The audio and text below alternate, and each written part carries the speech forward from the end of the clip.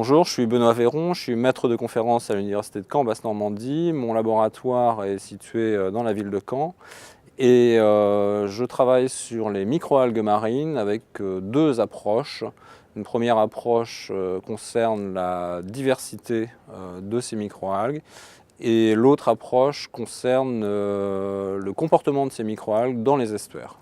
Alors j'ai parlé ici, dans le contexte de ce séminaire, de la diversité des microalgues, afin de faire prendre conscience à l'ensemble de l'auditoire de ce monde extrêmement divers, qui est le plus divers aujourd'hui connu, beaucoup plus divers que le monde des animaux, le monde des champignons ou le monde des plantes terrestres, que cette diversité pouvait recéler beaucoup de ressources aujourd'hui totalement ignorées et sur lesquelles les recherches sont très peu nombreuses.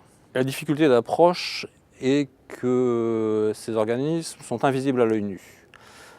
Ce qui fait que pour tout à chacun, ces organismes n'existent pas. Dans notre vie quotidienne, ils n'existent pas, comme les bactéries. Les bactéries, on le sait, se manifestent pour nous parce qu'on est malade. On a tous déjà eu des rhumes, ce n'est pas obligatoirement des virus, ça peut être des bactéries. On a tous eu un fruit et un légume qui pourrit dans notre réfrigérateur.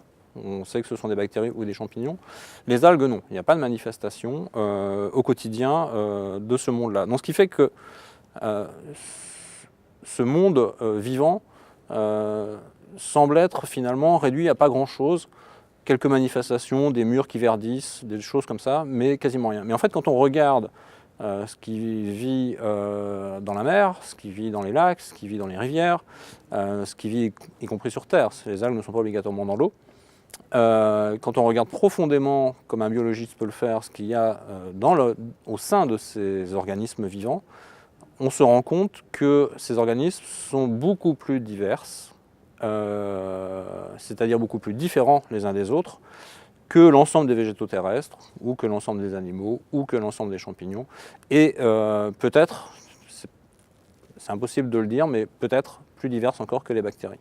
On peut imaginer que malgré tout ce qui est connu aujourd'hui du monde terrestre, végétal ou animal, au sein des microalgues, il y a beaucoup plus à découvrir et certainement des familles entières de molécules totalement inconnues à l'heure actuelle.